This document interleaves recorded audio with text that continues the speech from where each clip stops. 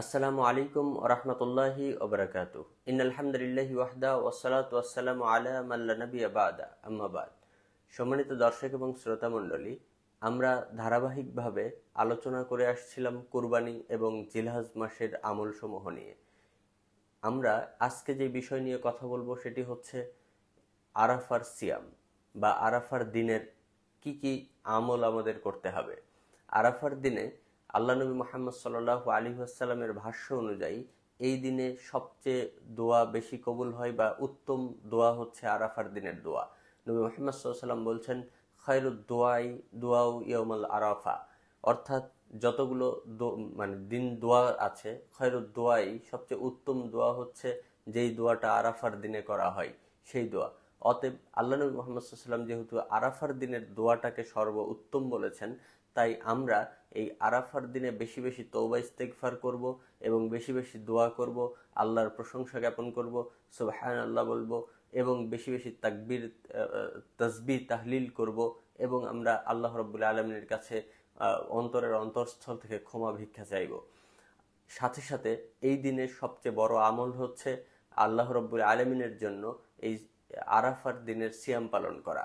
আল্লাহ আল্লাহ রাব্বুল আলামিন তার নবী মুহাম্মদ সাল্লাল্লাহু আলাইহি ওয়াসাল্লাম এর মাধ্যমে যে দিন আমাদেরকে দিয়ে গেছেন সেই দিন ইসলাম।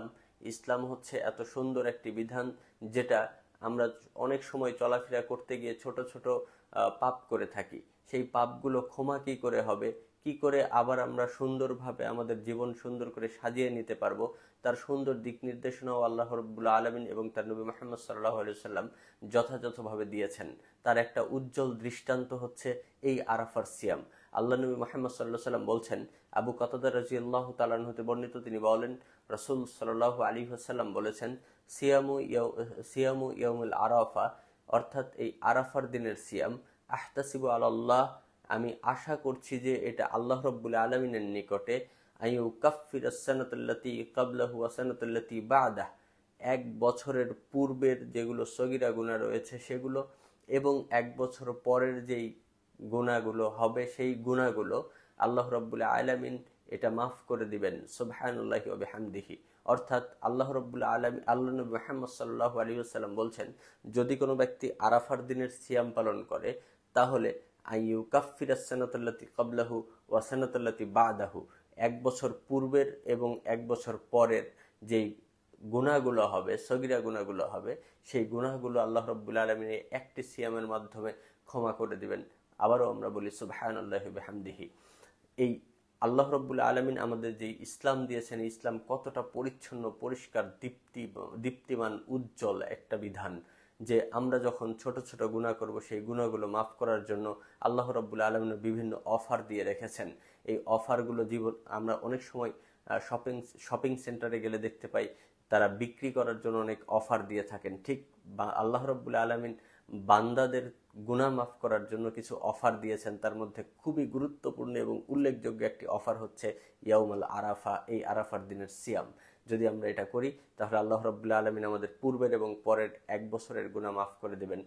সুবহানাল্লাহি ওয়া বিহামদিহি। বিশেষভাবে আমি আপনাদের সম্মুখে বলতে চাচ্ছি যে আরাফার সিয়াম এই বছরে 2024 সালে আর একদিন পর, অর্থাৎ 15ই জুন, শনিবার, শুক্রবারের দিবাগত রাত্রিতে আমরা সাহারি করে আমরা শনিবার দিন সিয়াম পালন করব, আরাফার সিয়াম, ইনশাআল্লাহি ওয়া মা তৌফিক ইল্লা বিল্লাহ।